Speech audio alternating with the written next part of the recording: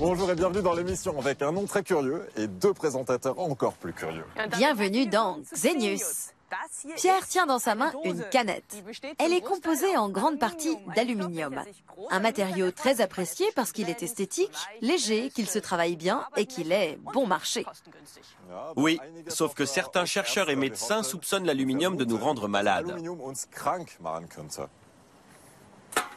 Nous allons rencontrer l'un d'entre eux ici, dans le deuxième plus grand hôpital parisien, l'hôpital Henri Mondor de Créteil. Et nous allons aussi faire un tour d'Europe avec quelques cas assez alarmants. Oui, et pour commencer, direction l'Angleterre.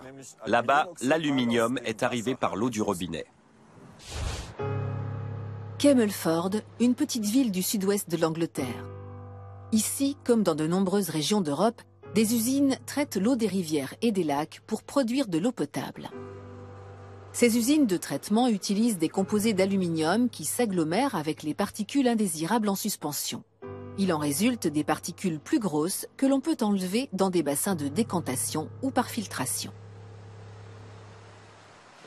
En 1988, le biologiste Doug Cross découvre dans la rivière de Camelford un nombre spectaculaire de poissons morts.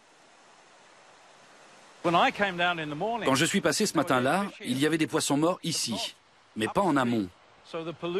La pollution ne pouvait donc pas avoir descendu la rivière, mais elle avait commencé ici. Plus tard, quelqu'un m'a dit que là-bas, au cours de la nuit, on avait purgé les conduites de l'usine de traitement dans la rivière, de l'autre côté du pont. C'est ce qui avait tué les poissons, parce que notre eau potable était en fait empoisonnée. Lorsque ma femme a pris un bain ce soir-là, elle m'a appelé dans la salle de bain. « Regarde, l'eau devient bleue avec le savon. » Ça l'a étonnée, mais pas alarmée. Elle était juste surprise. Comme la suite devait le prouver, un fournisseur de l'usine de traitement de Camelford avait déversé par erreur 20 tonnes de sulfate d'aluminium dans un réservoir d'eau potable. De l'eau contaminée avait ainsi été acheminée jusque dans les foyers. À l'époque, le directeur de l'usine se montre pourtant rassurant.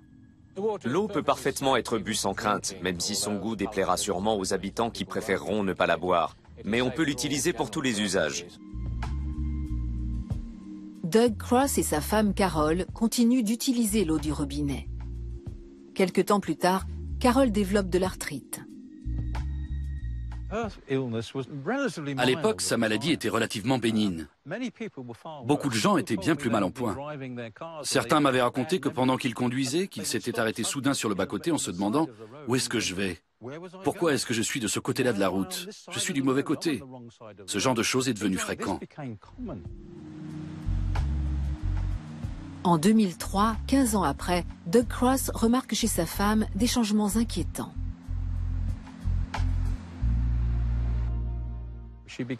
Elle est devenue extrêmement faible et a peu à peu perdu ses capacités intellectuelles. Et puis, un jour, elle m'a regardé et dit tout bas « Au revoir, au revoir, au revoir ». C'est la dernière fois qu'elle m'a parlé. Doug Cross contacte alors Christopher Exley, un toxicologue de renommée internationale qui travaille à la Keele University.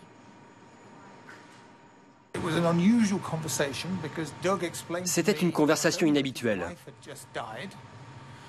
Doug m'a raconté que sa femme venait de décéder, mais aussi qu'il était inquiet parce que la cause de sa mort était inconnue. Le toxicologue fait des examens poussés sur un échantillon du cerveau de Carol Cross. Lors de l'analyse, il mesure entre autres le taux d'aluminium. Normalement, celui-ci est de l'ordre de 1 à 2 microgrammes. Dans l'échantillon, nous avons trouvé un taux de 23 microgrammes par gramme de poids sec, ce qui est l'un des taux les plus élevés que nous ayons jamais mesurés. Et nous avons probablement mesuré plus de taux d'aluminium sur des cerveaux humains qu'aucune autre équipe au monde. La particularité de l'aluminium est qu'il peut traverser la barrière hémato-encéphalique qui sépare la circulation sanguine du cerveau. Je ne pense pas qu'elle soit la seule à avoir été touchée. 2 personnes qui présentaient les mêmes symptômes se sont suicidées. J'ai dû conseiller 6 ou 7 familles qui ont perdu un des leurs. Ces derniers étaient certains d'avoir été contaminés à l'époque. Jusqu'à aujourd'hui, le lien avec la pollution de l'eau à l'aluminium provoquée par l'usine de traitement n'a pas été avéré. Le décès de Carol Cross reste donc un cas isolé.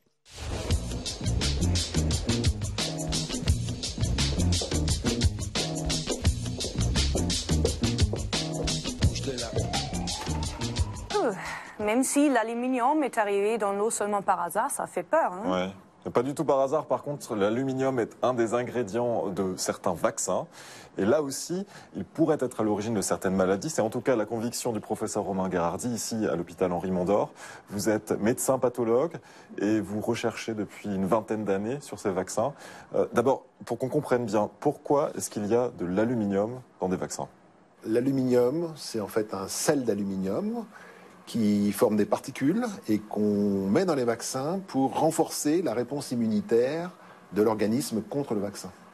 Donc on induit une sorte de stress du système immunitaire pour renforcer la réponse du système immunitaire contre l'antigène du vaccin. Donc l'aluminium est mauvais pour le corps, donc le corps surréagit finalement pour combattre. Alors effectivement, parmi la gamme des adjuvants des vaccins qu'on utilise, c'est souvent des éléments qui ne sont pas bienvenus dans l'organisme pour pouvoir justement induire une réponse immunitaire. Et qu'est-ce que vous avez découvert dans votre recherche?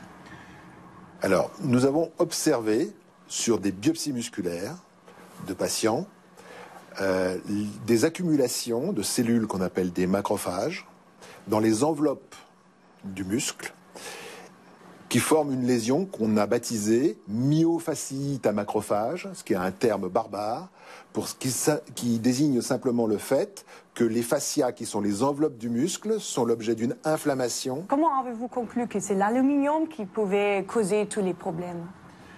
On a donc, dans un premier temps, compris que cette fameuse lésion de myofasciite à macrophage témoignait de la persistance à très long terme des particules d'aluminium dans le système immunitaire, comme on pouvait l'observer au site de vaccination antérieure. Donc ça, c'est le premier élément. Et que il fallait expliquer les symptômes cliniques des patients qui étaient identiques, que la vaccination ait été contre le tétanos ou contre l'hépatite B ou contre l'hépatite A. Et à partir de ce moment-là, nous sommes partis à la recherche des carnets vaccinaux et avec l'Institut de veille sanitaire, on a pu démontrer que 100% des patients présentaient dans les années précédentes une vaccination, au moins une, mais habituellement 5, 6, 7, 8 vaccinations contre l'hépatite B et ou le tétanos ou l'hépatite A. Mais l'aluminium n'est pas présent que dans les vaccins, il est aussi dans certains médicaments. Quand on veut par exemple se débarrasser de brûlures d'estomac, on peut se retrouver avec de sérieux effets secondaires. Graziella et Günther Parol habitent Krefeld. Il y a un an, les médecins diagnostiquent chez Günther la maladie d'Alzheimer à l'âge de 56 ans seulement.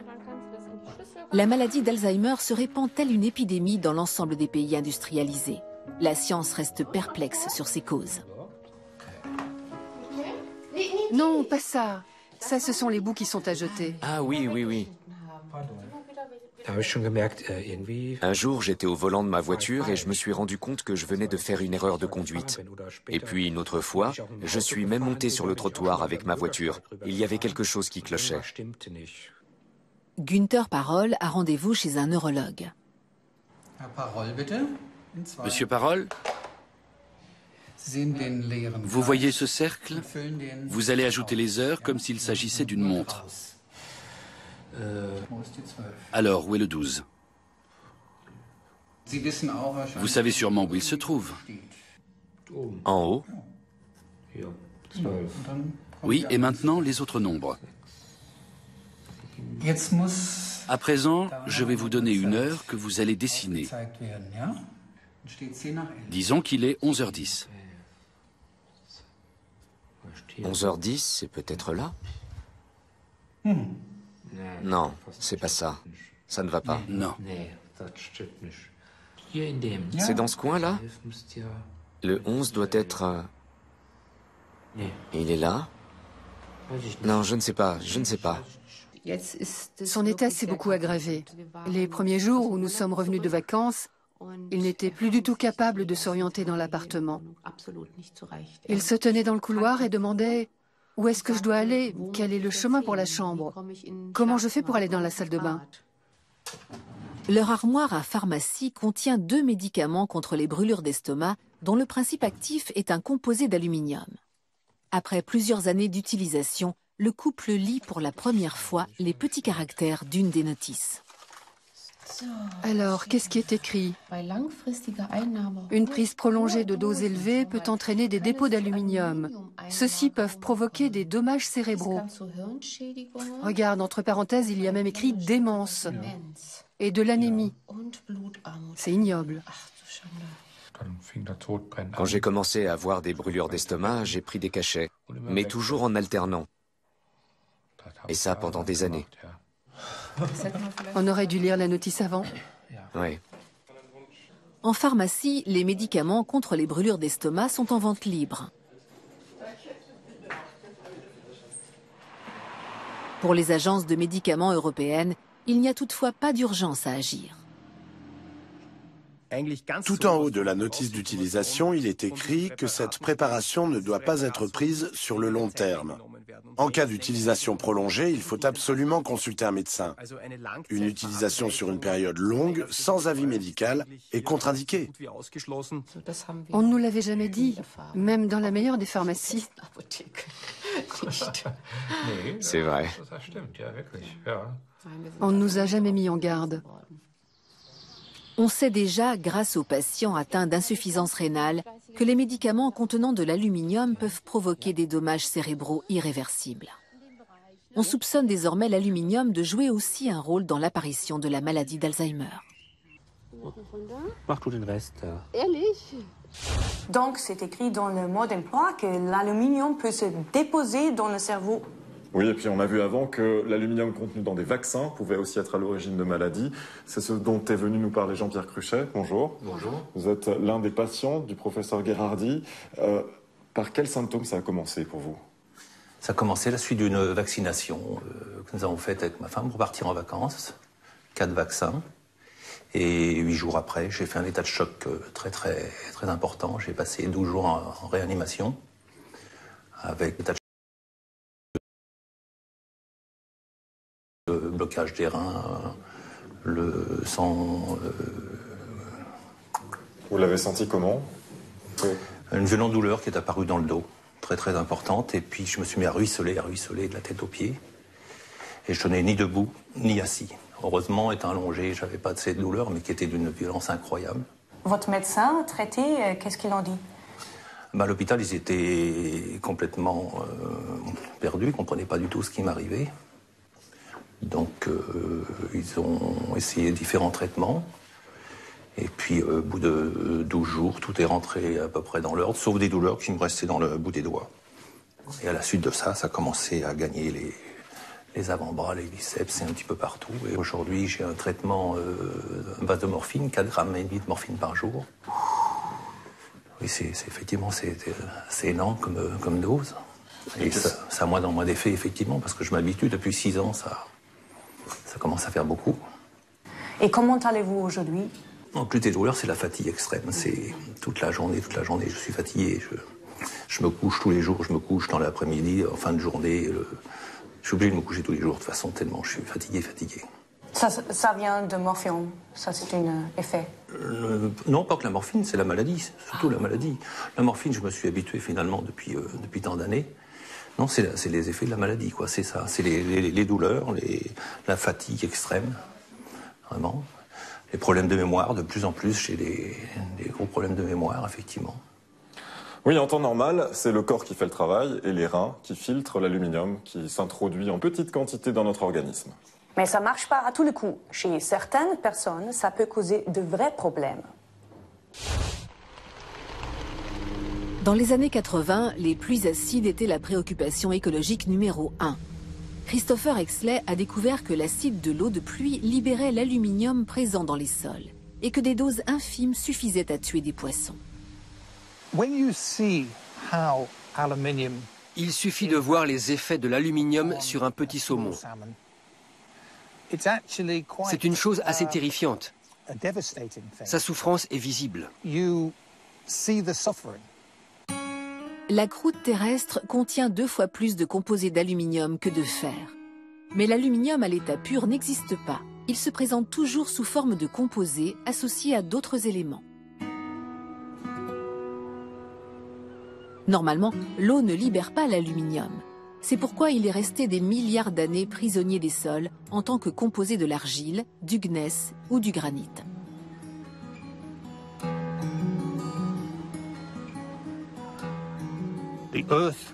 La Terre sur laquelle nous sommes est constituée principalement d'aluminium, de silicone et d'oxygène.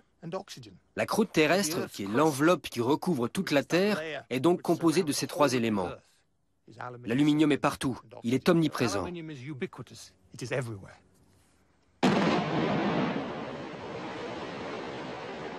Une carrière d'ardoise. Ce sont les ions d'aluminium qui confèrent leur stabilité aux différentes couches rocheuses. Il faut d'ailleurs beaucoup d'énergie pour dynamiter la roche. Mais extraire l'aluminium pur de l'ardoise n'est pas rentable.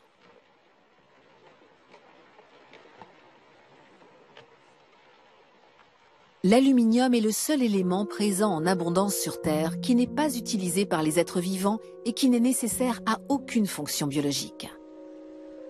Une bizarrerie de l'évolution, puisque celle-ci fonctionne normalement selon le principe que tout ce qui existe sur Terre a une utilité.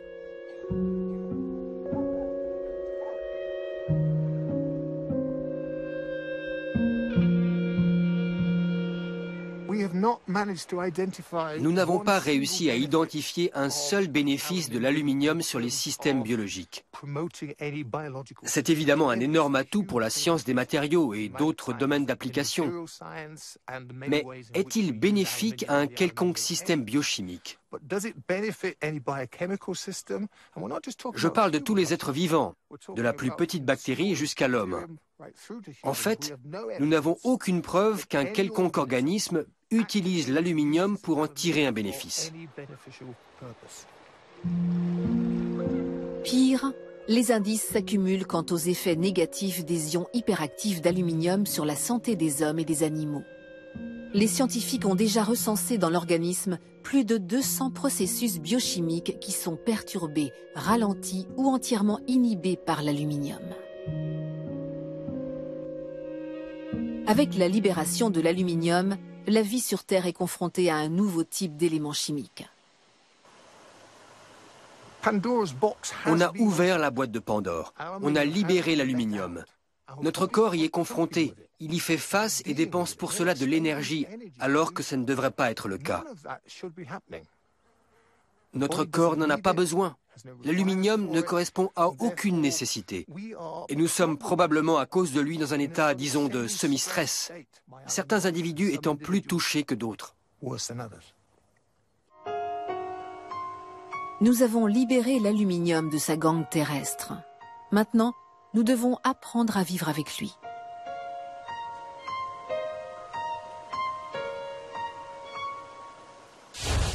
Professeur Gherardi, nous avons juste rencontré un de vos patients et vous êtes sûr que sa maladie a été causée par un vaccin à base d'aluminium. Mais l'OMS et d'autres autorités sanitaires ne voient pas le problème. Pourquoi? Je pense que c'est parce que les agences sanitaires considèrent toujours le rapport bénéfice-risque. Et donc ils disent qu'il n'y a pas un signal suffisant pour remettre en cause le bénéfice par rapport au risque, par hypothèse, post-vaccinale liée aux adjuvants. Le problème, c'est que nous avons une concentration de ces malades et nous avons un nombre vraiment important de patients qui ne trouvent personne à qui s'adresser et à qui on dit, l'OMS dit, il n'y a pas de problème, donc vous n'avez rien. Et donc notre responsabilité comme médecin, c'est de dire, ok, nous, notre expertise médicale, en vous examinant, en ayant une cohorte maintenant qui va bientôt atteindre 500 patients que nous avons vus examinés, suivis sur le long terme à Créteil, il existe un syndrome qui est stéréotypé, qu'on retrouve chez 85 à 90% des patients porteurs d'une myofasciite à macrophage chronique. Pour nous, il existe un problème. Et en plus, certains médecins voient une connexion entre l'aluminium et le cancer. Eva Glave a 32 ans et vit à Francfort. Elle a développé un cancer du sein. Chaque année, près de 100 000 femmes en Allemagne et en France sont confrontées à ce diagnostic tant redouté.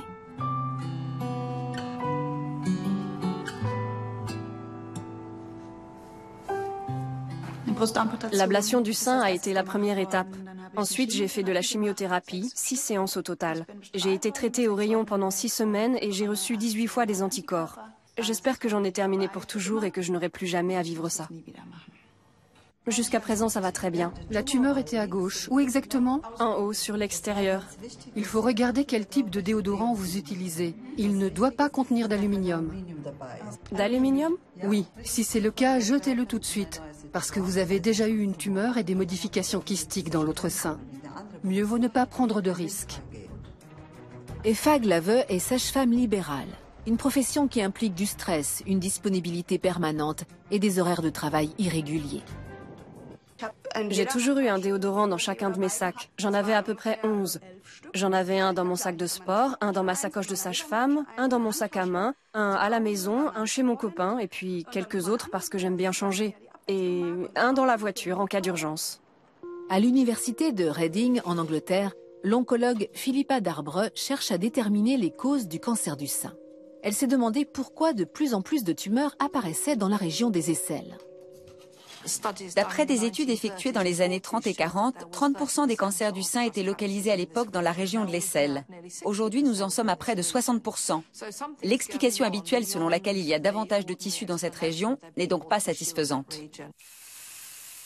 Les déodorants à base d'aluminium sont-ils en partie responsables?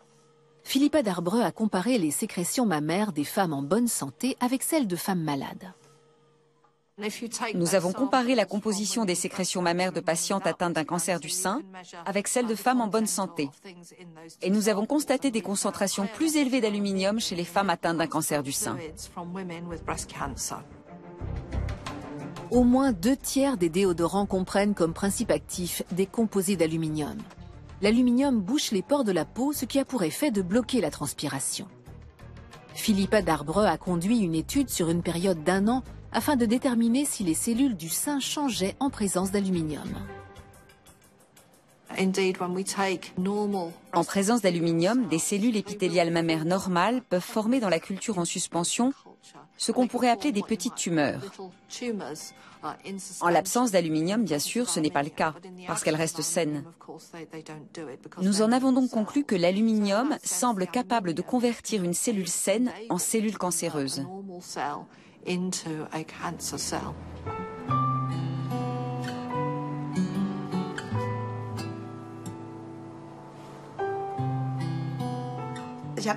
J'ai toujours considéré la chimiothérapie comme une amie. Je me disais, allez courage, tu vas y arriver. Mais le plus difficile à vivre, ça a été la suspicion de métastases dans le foie. Se dire qu'on n'en a plus pour longtemps à vivre, c'est...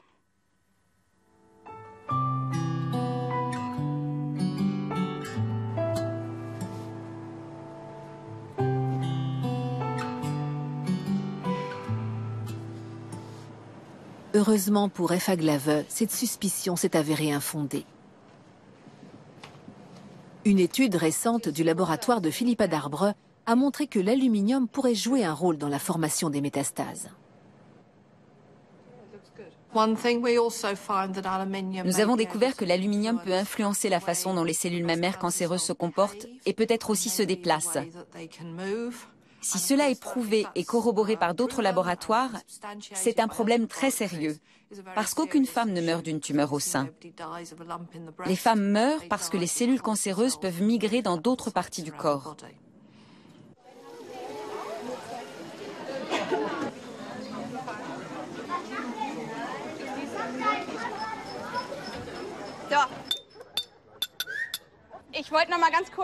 J'aimerais vous dire tout simplement un grand merci.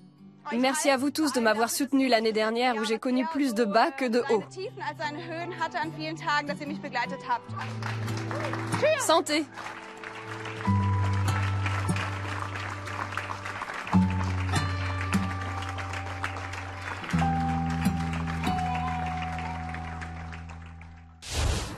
Tant qu'il n'y aura pas plus d'études de longue durée sur l'évaluation des risques, les effets de l'aluminium resteront méconnus.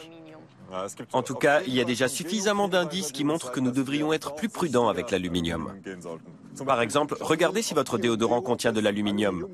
Et si c'est le cas, mieux vaut ne pas l'utiliser sur une peau fraîchement rasée. Bon, il est temps pour nous de remonter dans notre boîte de conserve. À bientôt. À la prochaine et restez curieux.